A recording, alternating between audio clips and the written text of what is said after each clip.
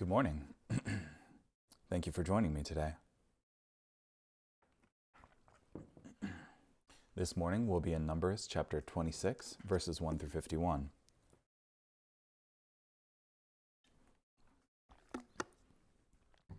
At the beginning of the book of Numbers, there is a count numbering the children of Israel by tribe, all who could go out to war.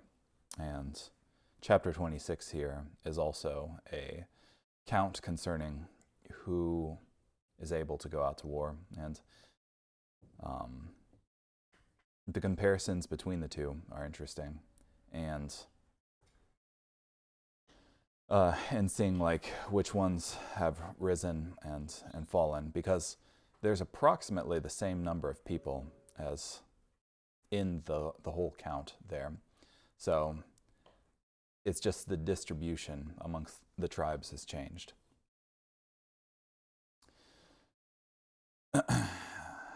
After the plague, the Lord said to Moses and to Eleazar, son of Aaron the priest, "Take a census of the whole community of Israelites, from 20 years old and upward, by their clans, everyone who can serve in the army of Israel."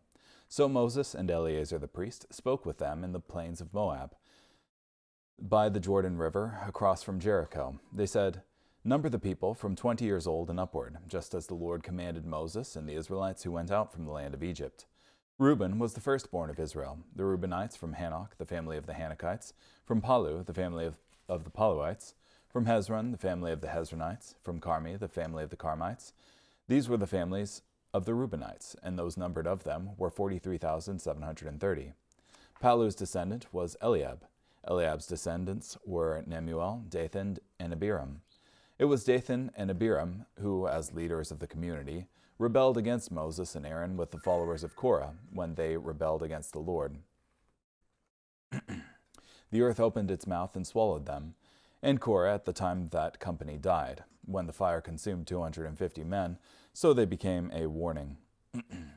But the descendants of Korah did not die. The Simeonites by their families, from Nemuel, the family of the Nemuelites, from Jamin, the family of the Jaminites, from Jachin, the family of the Jachinites, from Zerah, the family of the Zerahites, and from Shaul, the family of the Shaulites. These were the families of the Simeonites, 22,200. The Gadites by their families, from Zephon, the family of the Zephonites, from Haggi, the family of the Haggites, from Shuni, the family of the Shunites, from Ozni, the family of the Oznites, from Eri, the family of the Erites, from Arod, the family of the Arodites, and from Areli, the family of the Arelites. These were the families of the Gadites, according to those numbered of them, 40,500. The descendants of Judah were and Onan, but and Onan died in the land of Canaan. And the Judahites, by their families, were from Shelah, the family of the Shelahites, from Perez, the family of the Perizzites, and from Zerah, the family of the Zerahites. And the Perizzites were from Hezron, the family of the Hezronites, from Hamul, the family of the Hamulites. These were the families of Judah, according to those numbered of them, 76,500. The Issacharites by their families, from Tola, the family of the Tolaites, from Pua, the family of the Puites, from Jashub, the family of the Jashubites, and from Shimron, the family of the Shimronites. These were the families of Issachar, according to those numbered of them, 64,300. The Zebulunites by their families, from Sared, the family of the Sardites, from Elon, the family of the Elonites, from Jaleel, the family of the Jaleelites. These were the families of the Zebulunites, according to those numbered of them, 60,500. The descendants of Joseph by their families, Manasseh and Ephraim. The Manassites, from Machir, the family of the Machirites. Now Machir became the father of Gilead. From Gilead, the family of the Gileadites. These were the Gileadites, from Ezer, the family of the Ezerites, from Helek, the family of the Helekites, from Asriel, the family of the Asrielites, from Shechem, the family of the Shechemites, from Shemida, the family of the Shemadites, sure, from Hepher, the family of the Hepherites. Now Zelophehad, son of Hepher, had no sons, but only daughters, and the names of the daughters of Zelophehad were Mala, Noah, Hoglah, Milcah, and Tirzah. These were the families of Manasseh. Those numbered of them were 52,700. These are the Ephraimites by their families, from Shuthelah, the family of the Shuthelahites, From Becher, the family of the Becherites. From Tahan, the family of the Tahanites. Now these were the Shuthalahites. From Aaron, the family of the Aaronites. These were the families of the Ephraimites, according to those numbered of them, 32,500. These were the descendants of Joseph by their families. The Benjaminites by their families. From Bela, the family of the Belaites. From Ashbel, the family of the Ashbelites. From Ahiram, the family of the Hiramites. From Shupam, the family of the Shupamites. From Hupam, the family of the Hupamites. The descendants of Bela were Ard and Naaman. From Ard, the family of the Ardites. From Naaman, the family of the Naamanites. These are the Benjamites, according to their families, and according to those numbered of them, 45,600. These are the Danites by their families. From Shuham, the family of the Shuhamites. These were the families of Dan, according to their families. All the families of the Shuhites, according to those numbered of them, were 64,400. The Asherites, by their families. From Imnah, the family of the Imnahites. From Ishvi, the family of the Ishvites. From Beriah, the family of the Beriahites. From the Beriahites. From Heber, the family of the Heberites. From Malkiel, the family of the Malkielites. Now the name of the daughter of Asher was Sarah. These are the families of the Asherites, according to those numbered of them, 53,400. The Naphtalites, by their families. From Jaziel, the family of the Jazielites. From Guni, the family of the Gunites. From Jezer, the family of the Jezerites. From Shillam, the family of the Shilmites. These were the families of Naphtali, according to their families, and those numbered of them were 45,400. These were those numbered of the Israelites, 601,730. Then the Lord spoke to Moses. Nope, just to 51.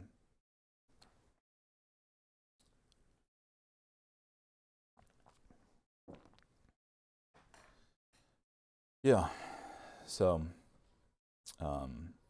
here you have the number of those in Israel who were 20 years and older, 20 years old and upward, all those ready to go out to war, which it's just thinking that to be numbered for war means to be counted as one who is ready to go out to war.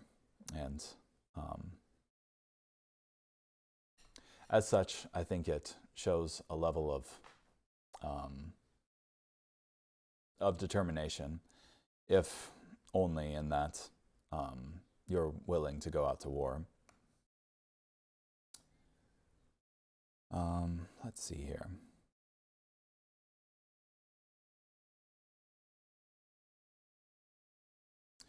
Oh yeah.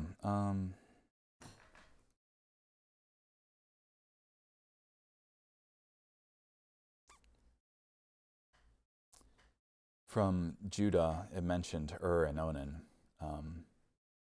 but they died in the land of Canaan,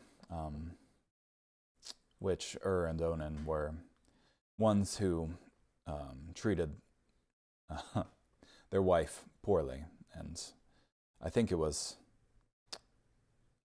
who had married her first and then died because the Lord saw how unfairly he was treating his wife, and he was slain by the Lord. And then Onan also treated her similarly unfairly. But you also have other descendants of Judah here, Shelah, Perez, and Zerah.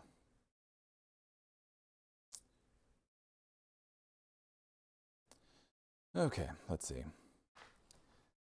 Take a census of all the congregation of the children of Israel. Some 38 years earlier, at the beginning of the book of Numbers, while Israel still camped at Mount Sinai, God commanded them to take a census. The first census was primarily for military organization.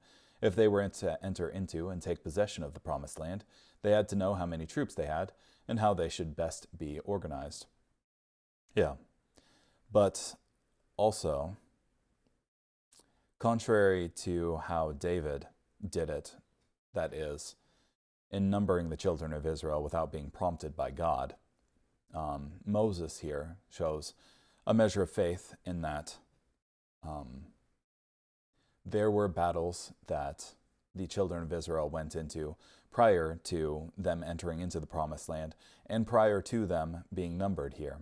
So I think that takes a good amount of faith in that if you don't know how big of an army it is that you're working with, you don't know how comparatively you'll do against an opposing army, and as such have to rely on God to make up the difference if they should be much stronger, type thing. The purpose of the second census was also made clear. They were to count those able to fight on behalf of Israel. This accounting, 38 years later, was again for military organization. 38 years before, Israel was organized enough. They just did not have enough faith to take the promised land.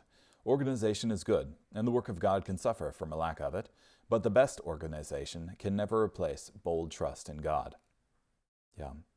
Even if an organization is perfectly organized, if God is lacking in it, then they're working in vain. Unless God is involved in the building of the house, then the laborers labor in vain, type thing. The children of Reuben. In the first census, Reuben counted 46,500 men ready for war. 38 years later, they counted 43,730, a loss of 2,770 men, or 6%. These are Dathan and Abiram, representatives of the congregation who contended against Moses. Notable in the tribe of Reuben were Dathan and Abiram, who were co-leaders with Korah in the rebellion against the Lord, and Moses described in Numbers 16. Perhaps one reason Dathan and Abiram resented Moses' leadership was because they were from the tribe of Israel's firstborn son, Reuben, yet Moses descended from Levi, a younger son, and was the leader of the nation. Yeah. God's judgment of Dathan, Abiram, and Korah and their followers in Numbers 16 surely was a sign, both to the generation in the wilderness and beyond. The sons of Simeon. In the first census, the tribe of Simeon counted 59,300 men ready for war. 38 years later, they counted 22,200. This was a staggering loss of 37,100 men for this once great tribe, which was a loss of 63%.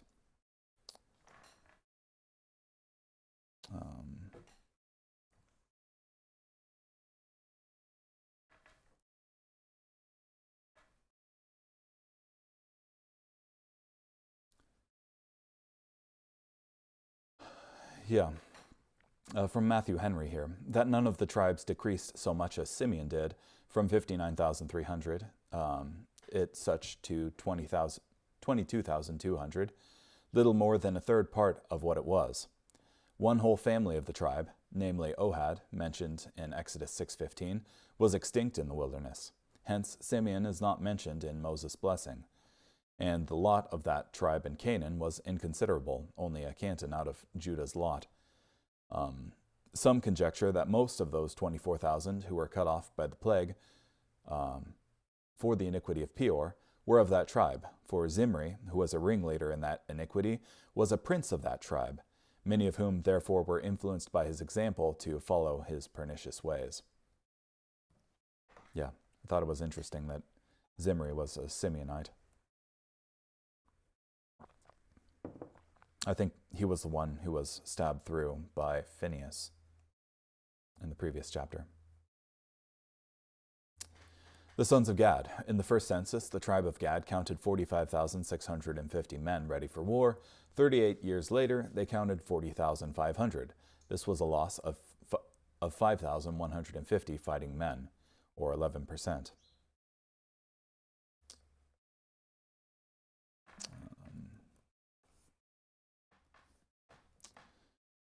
The tribe of Judah. The sons of Judah in the first census, the tribe of Judah counted 74,600 men ready for war.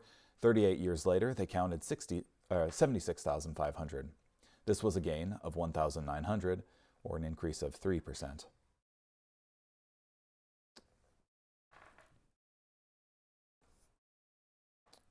Guzik doesn't have a whole lot of commentary on these numbers.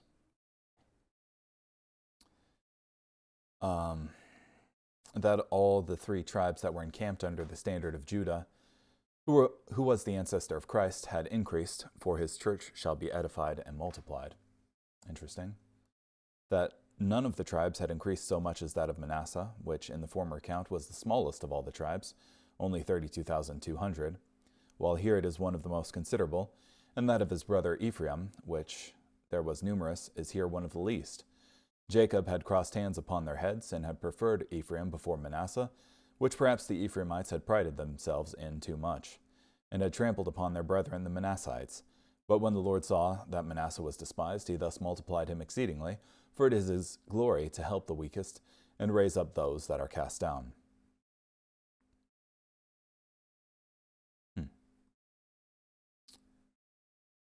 The tribe of Issachar. The sons of Issachar. In the first census, the tribe of Issachar counted 54,400 men ready for war.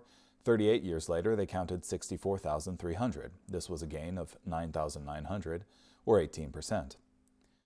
The sons of Zebulun. In the first census, the tribe of Zebulun counted 57,400 men ready for war. 38 years later, they counted 60,500. This was a gain of 3,100, or 5%. The sons of Manasseh. In the first census, the tribe of Manasseh counted 32,200 ready for war. 38 years later, they counted 52,700. This was a remarkable gain of 20,500, or 64%. The sons of Ephraim. In the first census, the tribe of Ephraim counted 40,500 ready for war. 38 years later, they counted 32,500. This was a loss of 8,000 men, or 20%.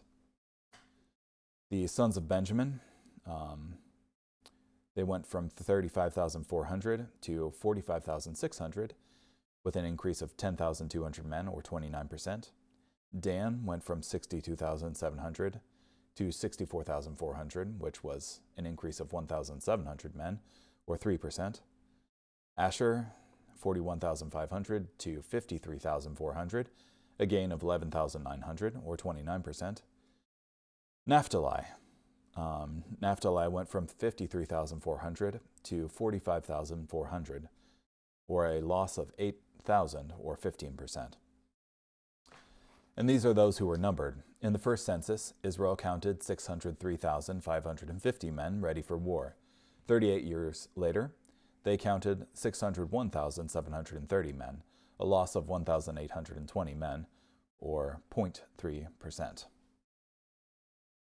So the total number of men ready for war during the wilderness stayed virtually the same over the 38-year period when the generation of unbelief died in the wilderness. The stagnation of population is reflective of Israel's spiritual state during these 38 years. We should have expected them to grow, as is normal in the course of generations. Instead, they simply stayed where they were.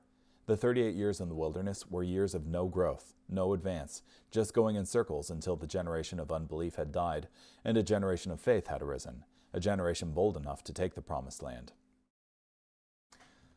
During this period, certain tribes suffered significant gains and certain tribes suffered significant losses. Of these 12 tribes of Israel, 5 suffered loss and 7 gained men. Half of the tribes had gains or losses of 15% or less, but Simeon lost 63% of their population, and Manasseh gained 64%. God was blessing or cursing particular tribes, no doubt related to their abiding with him. Yeah, it's not as though the tribes who have the most people have the most gain, or those who have the least gain, but it's contingent upon the Lord. And of course, Levi isn't counted here as well, because they're reserved for the Lord as the for the service of the tabernacle, essentially.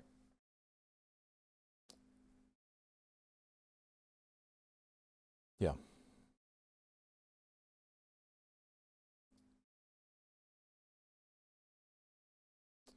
And I don't think there's a whole lot more to say on that. Not that I have, anyway. So, thank you so much for joining me today. I hope you have a great day. Bye.